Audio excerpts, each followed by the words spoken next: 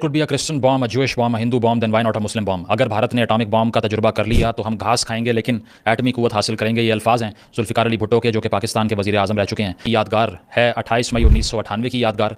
28 मई 1998 ली जब चागई बलोचिस्तान के मुकाम पर पाकिस्तान ने 5 एटमी धमाके करके भारत से स्टेलमेट का आगाज़ किया और दुनिया को अनाउंस किया कि हम न्यूक्लियर आर्म कंट्री हैं। Pakistan today successfully conducted 5 nuclear tests. The results were as expected. There was no release of radioactivity.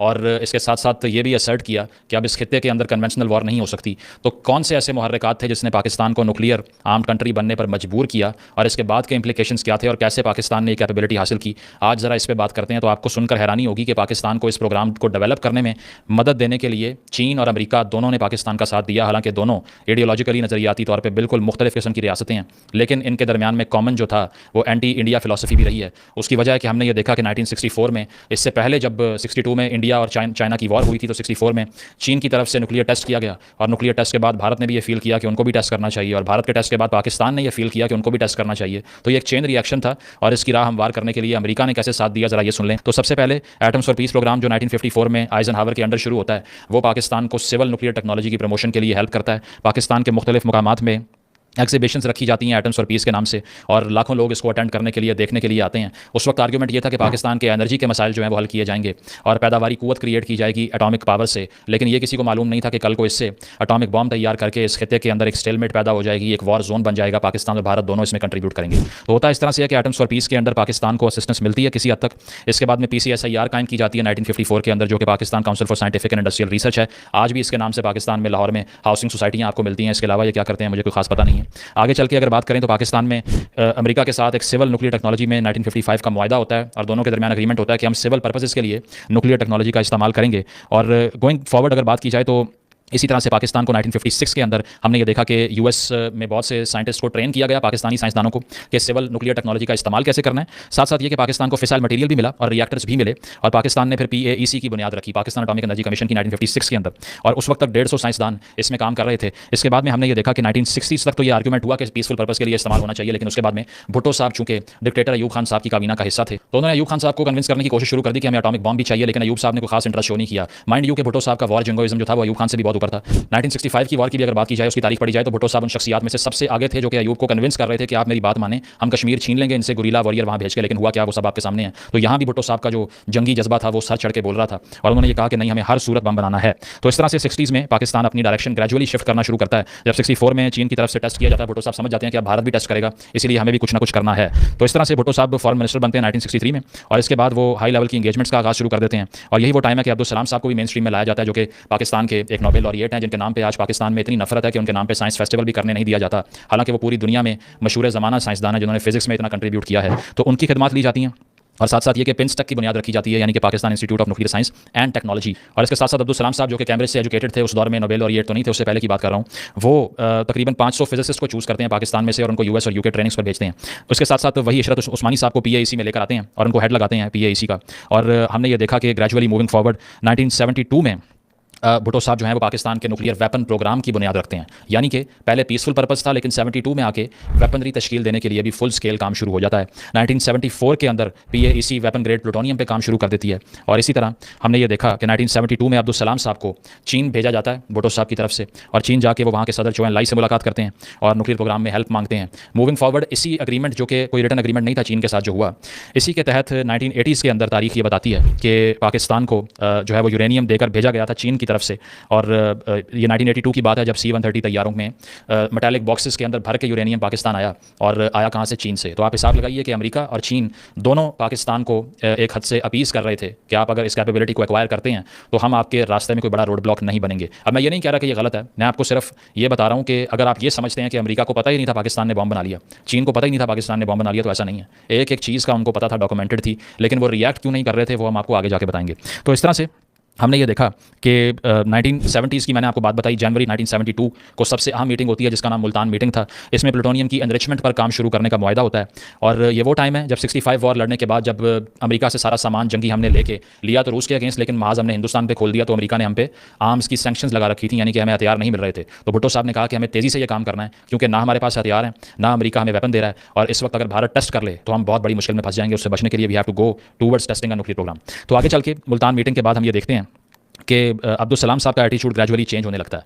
वो इसलिए कि 74 के अंदर भुट्टो साहब की तरफ से इस्लामिक टच की पॉलिटिक्स का आगाज़ हो चुका था और उस वक्त तक आके उन्होंने सेकंड अमेंडमेंट करके अहमदीज़ को काफिर डिक्लेयर करवा दिया। और चूंकि अब्दुल सलाम साहब भी अहमदी थे तो इसीलिए ग्रेजुअली उनका अटॉमिक पावर के ऊपर भी व्यू ग्रेजुअली शिफ्ट होना शुरू हो गया। और पहले वो इतना अपोज नहीं करते थे अटॉमिक बॉम्ब को, लेकिन बाद में अब्दुल सलाम साहब खुल के इसकी मुखालिफत करना शुरू हो गए और भुट्टो साहब को कहीं और देखना पड़ा। तो ये बात है 1974 की, जब नीदरलैंड से एक ख़त भुट्टो साहब को मौसूल होता है। वो ख़त लिखने वाले थे अब्दुल कदीर खान साहब, और जो कि काम कर रहे थे यूरेनियम एनरिचमेंट कंसोर्शियम के अंदर जिसका नाम है यूरेनको नीदरलैंड्स के अंदर। तो वहाँ पर उनके पास एक्सेस थी सेंट्रीफ्यूजेस को लेके, प्लूटोनियम की एनरिचमेंट को लेके, प्रोसेसेस के ऊपर। तो वो भुट्टो साहब को ये अश्योर करते हैं कि अगर आप मुझ पर ट्रस्ट करें so we can enrich uranium indigenously, Pakistan के अंदर इसको डेवलप कर सकते हैं। तो भुट्टो साहब ने कहा कि आप वहीं रहिए, आप इसको क्लोजली स्टडी करें, we will surely take your assistance. तो इस तरह से एक डायरेक्शन में तब्दीली आती है, प्लूटोनियम से जो है वो हम जाते हैं यूरेनियम की तरफ और एनरिचमेंट का आगाज़ शुरू हो जाता है और एनरिचमेंट करने का प्रोग्राम कैसे सेटअप करना है इसका आगाज़ शुरू हो जाता है। तो इसके बाद में हमने ये देखा कि मिड 1970s के अंदर एक येलो के एक प्लांट सेट किया जाता है जिसका नाम था बगलचर DG Khan plant, DG Khan के अंदर साउथ पंजाब में। और साथ साथ गैस सेंट्रीफ्यूज का एक प्लांट कहूटा में सेट किया जाता है। ये वही प्लांट है जो कल को जाके कहूटा रिसर्च लेबॉर्ट्रीज में कन्वर्ट हुआ। और उसके बाद में हमने ये देखा कि डॉक्टर AQ खान लैब्स इसका नाम रखा गया था। तो 1976 में AQ खान लैब्स भी काम कर रही थी, दूसरी तरफ PAEC काम कर रही थी, लेकिन AQ खान की और PAEC के दरमियान कुछ डिफरेंसेस थे, इसीलिए दोनों आपस में भी कम्पीट कर रहे थे कि हम दोनों में से कौन पहले इस फीट को अचीव करता है। तो हमने ये देखा कि अब्दुल कदीर खान साहब फिर पाकिस्तान आए नीदरलैंड से, और उसके बाद में उन्होंने यहाँ पर पूरी दुनिया से इक्विपमेंट परचेज करने का आगाज़ शुरू किया अपने कॉन्टैक्ट्स का इस्तेमाल करके। और साथ साथ ये कि जो PAEC था वो ये बताता है कि हमने पहला न्यूक्लियर वेपन जो था वो यूरेनियम 238 का इस्तेमाल करते हुए 1978 में बना लिया था। 1978 में, भारत ने 74 में, हमने 78 में। इसकी डिक्लेरेशन, असर्शन, प्रोक्लेमेशन या फिर इसका ऐलान बहुत देर बाद सामने आया, वो और बात है। और इसी तरह समर मुबारक मंद जो कि पाकिस्तान के एक बड़े नामवर साइंसदान हैं, उन्होंने भी ये बताया कि हमने पहला कोल्ड टेस्ट कर लिया था 1983 में। तो 83 में कोल्ड टेस्ट हो गया और पहला जो वेपन सिस्टम था वो 1978 में बन गया। अभी और बात है कि पाकिस्तान 98 में जाके अनाउंस कर रहा है, लेकिन उस वक्त इसलिए नहीं किया कि हमारे नेबरिंग कंट्री के अंदर यानी कि अफगानिस्तान के अंदर अफगान जंग चल रही थी, हम अमेरिका का साथ दे रहे थे और बहुत ज़्यादा डॉलर बाहर से फ्लो कर रहा था। तो इसीलिए हमारे प्यारे ज़िया-उल-हक साहब ने सोचा कि इस वक्त अगर हमने सच बोल दिया ना अच्छा मुसलमान बन के तो बहुत मसला हो जाएगा, इसलिए खामोशी रहो और पहले अच्छी तरह डॉलर समेट लेते हैं, उसके बाद ऐलान करेंगे। तो ऐलान बाद में हुआ और 1983 में पाकिस्तान ने कोल्ड टेस्ट कर लिया। इसी तरह अब्दुल कदीर खान साहब भी क्लेम करते हैं कि जो कहूटा रिसर्च लैब है उसने भी 1984 में अपना कोल्ड टेस्ट कर लिया था। तो आगे बढ़ते हुए 1995 तक पाकिस्तान ने जो मिसाइल डिलीवरी कैपेबिलिटी है वो भी अचीव कर ली थी। तो एक ये चीज़ है कि आप न्यूक्लियर कैपेबिलिटी अचीव तो कर लेते हैं, लेकिन उसको ट्रांसफर कैसे करना है, वॉरहेड की शक्ल में कैसे लेके आना है, उसमें पाकिस्तान को मजीद टाइम लगा। और तारीख ये बताती है कि 1995 में PAEC ने मिसाइल डिलीवरी कैपेबिलिटी भी अचीव कर ली थी और 1995 तक यानी कि पाकिस्तान एक fully atomic weaponry equipped country बन चुका था। तो आगे बढ़ के हमने ये देखा कि 11 मई 1998 को हिंदुस्तान ने सक्सेसफुली 3 न्यूक्लियर टेस्ट किए, बाद में 2 और न्यूक्लियर टेस्ट किए। और हमने ये देखा कि इसके बाद भारत ने पूरी दुनिया के सामने ये अनाउंस किया कि भारत एक न्यूक्लियर आर्म्ड कंट्री बन चुका है। 2 दिन बाद पाकिस्तान के अंदर भी डॉक्टर समर मुबारक मंद साहब के अंडर एक मीटिंग शुरू होती है और उनको कहा जाता है कि आप फ़ौरन बलूचिस्तान पहुँचें, टेस्ट साइट के ऊपर हम भी टेस्ट करेंगे। तो टेस्ट साइट के ऊपर समर मुबारक मंद साहब पहुँचते हैं और चागई बलूचिस्तान में। और इससे पहले PAF की तरफ से C-130 तैयारों के अंदर ये न्यूक्लियर मटेरियल ट्रांसपोर्ट किया जाता है। F-16s उसको एस्कॉर्ट कर रहे होते हैं सिक्योरिटी के लिए। कोयटा उसको ट्रांसफर करने के बाद वहाँ से उसको हेलीकॉप्टर्स में कन्वर्ट किया जाता है और हेलीकॉप्टर चागई में लैंड करते हैं और तैयारी की जाती है टेस्ट करने की। अब जो 27 मई की रात है उस रात बड़ी ड्रामेटिक डेवलपमेंट होती है। वो डेवलपमेंट ये थी कि अमेरिका में उस वक्त रात थी, 28 मई की सुबह पाकिस्तान में हो चुकी थी और नवाज शरीफ साहब जो उस वक्त वज़ीर आज़म थे उनको एक कॉल मौसूल होती है और वो कॉल थी दुनिया की सुपर पावर अमेरिका के सदर बिल क्लिंटन की। बिल क्लिंटन साहब कॉल करके तकरीबन गिड़गिड़ाते हैं कि आप टेस्ट ना कीजिएगा। अभी मैं मजाक नहीं कर रहा, ना मैं ये कह रहा हूँ कि एक बहुत बड़ी कुव्वत ने पाकिस्तान के वज़ीर आज़म से माफ़ी मांग ली, जिस तरह के आजकल मीम्स बनते हैं या थंबनेल बनते हैं। न्यूयॉर्क टाइम्स की जो रिपोर्ट है आपकी स्क्रीन पे चल रही होगी, कोट एंड कोट लिखा हुआ है, begged him not to detonate a weapon, यानी कि नवाज शरीफ साहब के सामने हाथ जोड़े कि प्लीज़ आप डेटोनेशन ना कीजिएगा। 30 मिनट की ये फ़ोन कॉल थी और इस फ़ोन कॉल के दौरान थ्रेटन भी किया गया। बिल क्लिंटन ने यह कहा कि भारत तो आपको कोई नुकसान पहुंचाए या ना पहुंचाए, हम नुकसान पहुंचाएंगे सैंक्शन लगा के, जितनी एड आपको मिल रही है वो सब बंद हो जाएगी, बहुत मुश्किलात पैदा हो जाएंगी, ये काम मत कीजिए।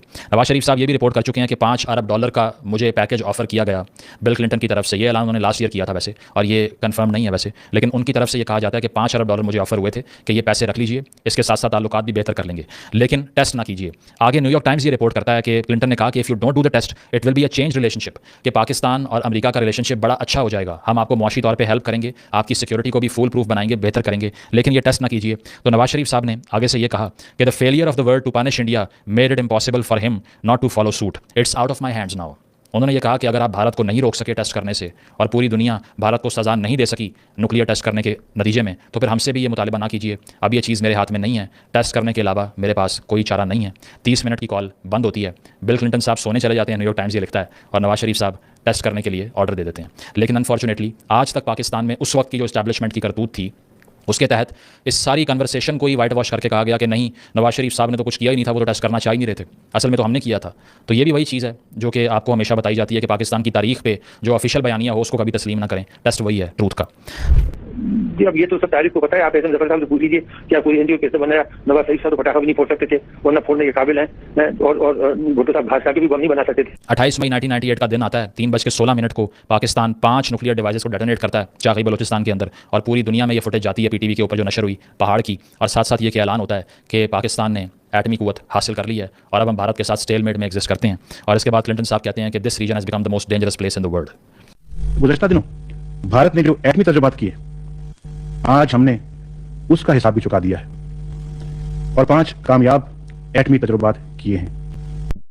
इस सारी सूरत हाल के अंदर इससे पहले जिस तरह से इसराइल ने इराक में न्यूक्लियर साइट्स पे हमले किए थे, तो ये कहा जा रहा था कि शायद उनका कोई न्यूक्लियर प्रोग्राम था, लेकिन वो इसराइल ने डिस्ट्रॉय कर दिया। इसी तरह का प्लान हिस्ट्री ये बताती है कि इसराइल और हिंदुस्तान मिलकर भी तश्कील दे चुके थे। जामनगर की एयरबेस से इसराइली तैयारों ने उड़ना था और कहूटा पे आके अटैक करना था, ताकि पाकिस्तान ने जो कुछ भी डेवलप किया वो बनने से पहले डिस्ट्रॉय हो जाता। लेकिन इस प्लान का यूएस ने अपनी इंटेलिजेंस के जरिए पोल खोला और पाकिस्तान को कन्वे किया और इंडिया को और इसराइल को वार्न किया कि यह हरकत ना करना। और इस तरह हम कह सकते हैं कि भारत और इसराइल की तरफ से जो प्लान था कि पाकिस्तान टेस्ट ना कर पाए, उसको अमेरिका ने नाकाम बनाया। ये भी आप सुन लीजिए और ये तारीख का हिस्सा है। और इसके साथ साथ ये कि ये दोनों टेस्ट तो हो गए, लेकिन इसके बाद जो न्यूक्लियर सिक्योरिटी है उस पर सवालिया निशान इसलिए था कि नॉन प्रोलिफरेशन ट्रीटी ऑफ 1968 यानी कि 1968 का जो एनपीटी का अग्रीमेंट है जिसके तहत कोई भी मुल्क न्यूक्लियर प्रोलिफरेशन नहीं कर सकता, उस पर बैन है। इसको बहुत से कंट्रीज़ ने, मेजॉरिटी कंट्रीज़ ने, 200 के करीब ममालिक ने साइन कर रखा है, लेकिन पाकिस्तान, इसराइल और भारत ने इसको साइन नहीं किया। इसीलिए आज तक ये एक न्यूक्लियर फ्लैश पॉइंट है, क्योंकि हमने इंटरनेशनल अग्रीमेंट का हिस्सा बनने से इनकार किया। क्यों किया ये सुन लें कि सबसे पहले भारत ने यह कहा कि ऐसा कैसे हो सकता है कि 1968 से पहले जिन 5 मुल्कों ने न्यूक्लियर वॉरहेड्स हासिल कर लिए थे वो हलाल हैं और उसके बाद वाले हराम हैं। क्योंकि लॉ बाकी ये था कि 68 से पहले अगर आपने बॉम्ब बना लिया है तो आप कर सकते हैं एनरिचमेंट, लेकिन इसके बाद कोई बॉम्ब नहीं बना सकता। तो भारत का बयानिया ये था कि ये डिस्क्रिमिनेटरी है। उसकी वजह है कि या तो आप उनसे भी छीनें और ख़त्म करें या फिर बाकियों को भी करने दें। और पाकिस्तान की कंडीशन बहुत फ़नी है। पाकिस्तान की कंडीशन ये है कि पाकिस्तान ने कहा कि पहले भारत साइन करे फिर हम करेंगे।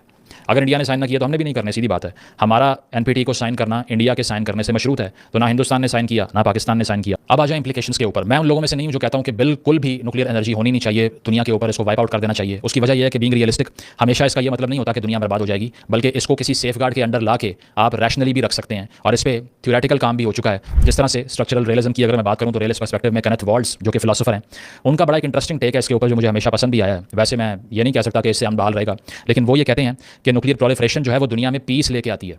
यानी कि जितने एटमी हथियार बढ़ेंगे उतना पीस बढ़ेगा। उसकी वजह है कि अगर 2 मुल्कों के पास एटमी हथियार आ चुके हैं तो उसके बाद जंग नहीं हो सकती, क्योंकि अगर जंग का आगाज़ हुआ तो दोनों ममालिक को पता है कि हम दोनों ही नहीं बचेंगे। इसे इंटरनेशनल रिलेशंस के कुछ स्टूडेंट्स अगर सुन रहे हैं उनको पता होगा, इसको म्यूचुअल अश्योर्ड डिस्ट्रक्शन यानी कि मैड थ्योरी कहा जाता है।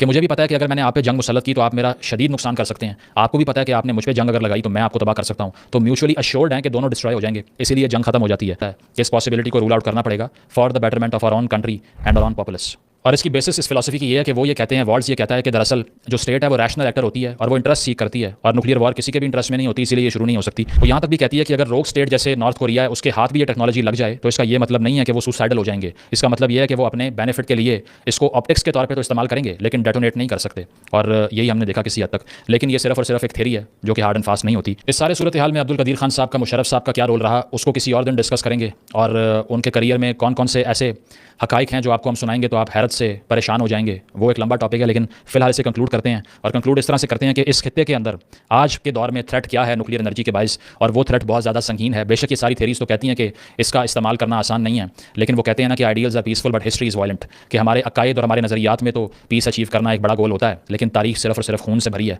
तो अगर इस खित्ते के अंदर आज एटमी हथियारों का इस्तेमाल हो जाए भारत और पाकिस्तान की किसी जंग में तो क्या होगा, ज़रा ये सुने। सबसे पहले न्यूक्लियर विंटर आ जाएगी, यानी कि इतना धुआं स्ट्रेटोस्फीयर में फंस जाएगा कि सूरज की किरण ज़मीन तक नहीं पहुंचेगी, फसलें तबाह हो जाएंगी। और साथ साथ साइंसदान ये कहते हैं कि इट हैज़ द पोटेंशियल, यानी कि Indo Pak nuclear war has the potential to kill 2 billion people on earth. दुनिया में 2 अरब लोग मर सकते हैं अगर पाकिस्तान और भारत के दरमियान कोई न्यूक्लियर वॉर हो जाए तो।